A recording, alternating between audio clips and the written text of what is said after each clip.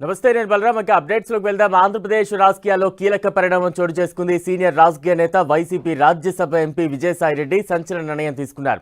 శాశ్వతంగా రాజకీయాల నుంచి తప్పుకుంటున్నట్లు ప్రకటించారు.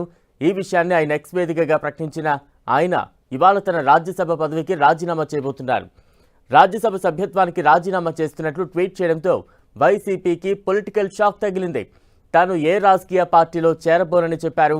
పదవులు, ప్రయోజనాలు ఆశించి రాజీనామా చేయడం లేదని, ఈ నిర్ణయం పూర్తిగా తన వ్యక్తిగతమన్నారు.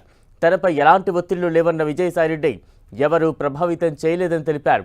4 దశాబ్దాలుగా 3 తరాలుగా తనను నమ్మి ఆదరించిన వైఎస్ కుటుంబానికి రుణపడి ఉన్నారని చెప్పారు.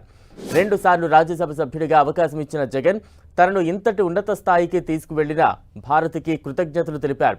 జగన్కు మంచి జరగాలని కోరుకుంటున్నట్లు ట్వీట్ చేశారు విజయసాయిరెడ్డి.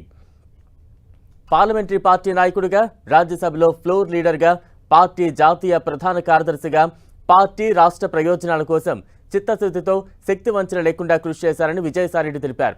కేంద్రానికి రాష్ట్రానికి మధ్య వారధిలా పనిచేశారన్నారు.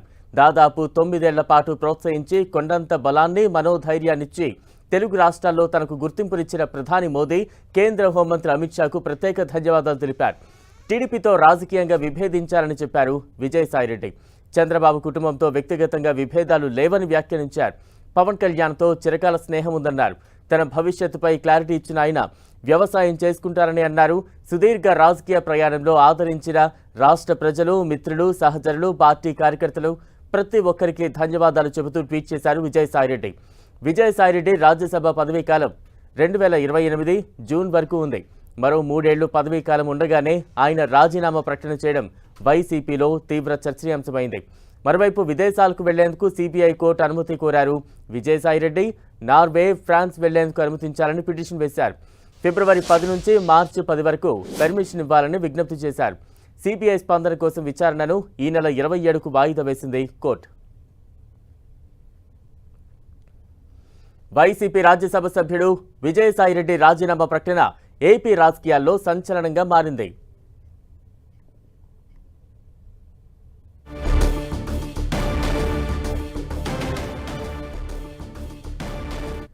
Power is always powerful. Party అధికారంలో ఉన్నప్పుడు అందరూ వెంట నడుస్తారు.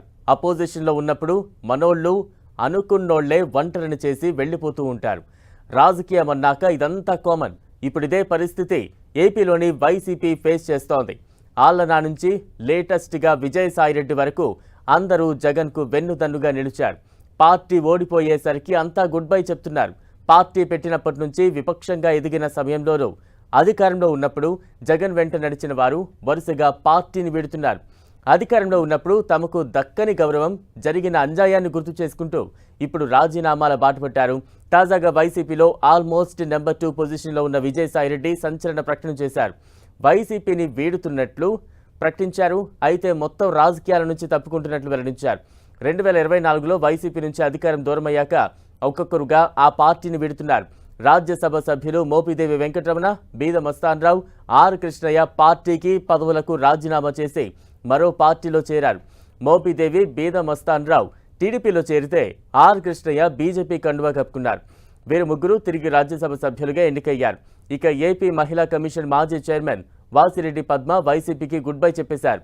మరికొందరైతే ఏకంగా రాజకీయాల నుంచే తప్పుకున్నారు. జగన్ పార్టీలో కీలకంగా వ్యవహరించిన సినీ నటుడు అలీ, అవంతి శ్రీనివాస్, కేసినేని నాని పార్టీకి తమ పదవులకు రిజైన్ చేశారు. తాజాగా విజయసాయిరెడ్డి సైతం వారి బాటలో నడవబోతున్నారు.